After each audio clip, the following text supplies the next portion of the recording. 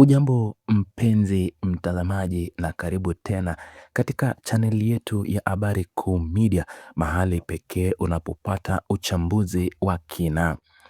Msimamo dhabiti uliotolewa na baraza la uongozi la chama cha wanasheria wa Tanganyika TLS ndio unaoweka uzito wa kipekee katika mjadala huu wa kitaifa.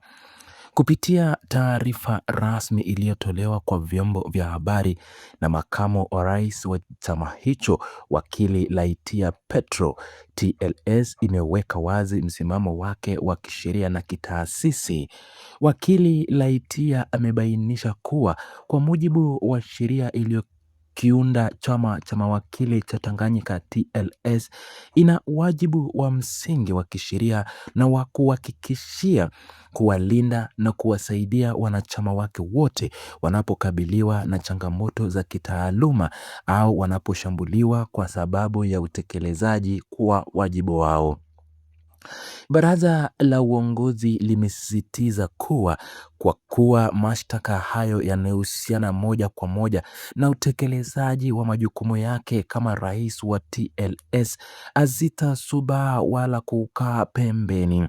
Wameahidi kutoa ushirikiano wa kisheria kwa kiwango cha juu kabisa ili kuhakikisha haki inatendeka na rais wao analindwa dhidi ya kile kinachoonekana kama mashambulizi ya kitaaluma yenye lengo ya kudhoofisha uongozi wa chama.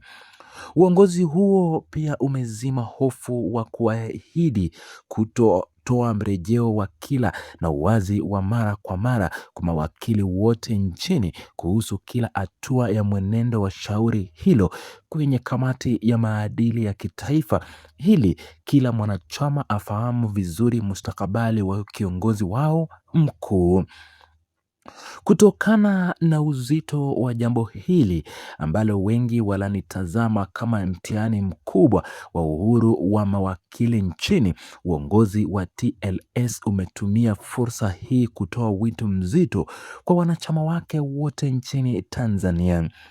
Katika taarifa yake, wakili Laitia amewasihi mawakili wote kuendelea kushikamana na kusimama imara katika kipindi hiki cha mpasuko na majaribu. Amewataka wasiruhusu mgawanyiko wa aina yoyote kujitokeza, bali waendelee kuwa mstari wa mbele katika kusimamia masuala ya kudai haki, kulinda heshima ya taaluma yao na kutetea utu wa kila wakili nchini bila uoga wala mashaka yoyote ya kiutendaji. Mazingira haya yanakuja kufuatia mtikisiko mkubwa ulioripotiwa ndani ya ulimwengu wa sheria, utawala wa sheria na utetezi wa haki za binadamu nchini Tanzania. Hii ni kufuatia hatua ya hivi karibuni ambapo rais wa TLS wakili Boniface Mwabukusi amefunguliwa mashtaka mazito ya kimaadili. Mashtaka hayo ambayo yamewasilishwa mbele ya kamati ya taifa ya maadili ya mawakili yanalenga jambo moja kubwa la kihistoria: kumwondoa kabisa wakili Mwabukusi kwenye orodha ya mawakili wanaoruhusiwa kufanya kazi hapa nchini. Sakata hii lililoibua mijadala mingi na taharuki miongoni mwa wasomi wa sheria lilianza rasmi mnamo Mei tarehe 26 mwaka huu wa 2026. Ni pale wakili mwenzao Bwana Chacha Mwita alipowasilisha malalamiko rasmi dhidi ya rais huyo wa TLS. Katika hati yake ya mashtaka, mlalamikiaji anadai kuwa wakili Boniface Mwabukusi amekiuka kanuni muhimu za kitaaluma wakati akitekeleza majukumu yake kama rais wa chama cha wanasheria. Hoja kuu inayomkabili kiongozi huu ni madai ya kuvunja kanuni za sub judice. Hii ni kanuni inayotokana ama inayotakaza mtu yeyote, hata mwanasheria, kujadili hadharani au kupitia vyombo vya habari jambo ambalo tayari liko mbele ya mahakama na alijatolewa maamuzi ya mwisho. Mlalamikaji anadai kuwa matamshi ya hivi karibuni ya Mwabukusi yaliingilia huru wa mahakama na kukiuka viwango vya juu vya maadili vinavyotarajiwa kutoka kwake kama rais wa wanasheria. Kwa sababu hilo, ombi linalowasilishwa ni kutaka jina lake lifutwe kabisa kwenye daftari ya mawakili, hatua ambayo imemgawanya ama imetoa mjanganyiko sifa za kuendesha kesi au wa kuwakilisha wateja kisheria. Wachambuzi wa swala la kisheria wanasema kuwa Boniface Mwabukusi amekuwa kiongozi mwenye sauti ya kipekee, dhabiti na yenye msimamo mikali tangu na hata kabla ya kuchaguliwa kuwa rais wa TLS.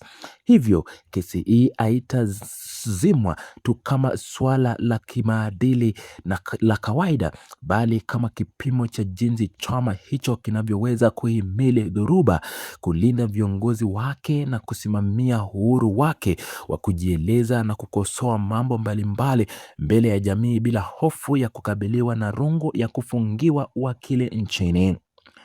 Sakata hii sasa linafungua ukurasa mpya wa majadiliano mapana ya kisheria nchini kuhusu mipaka na uhuru ya kujieleza kwa viongozi wa taasisi kubwa ya kisheria. Wapi hisa inapoanza kanuni sub judice inavyozuia majadiliano ya mashauri yaliyopo mahakamani.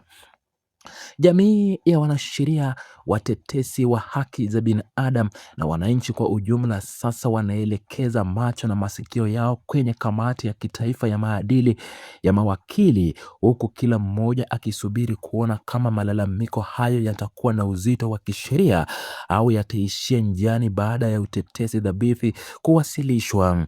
Mwisho wa siku, mustakabali wa TLS na uhuru wa mawakili nchini Tanzania unategemea sana jinsi pande zote mbili zitakavyochakata shauri hii na kuzingatia misingi ya katiba na sheria za nchi bila kuingilia na mihemko yoyote kutoka nje.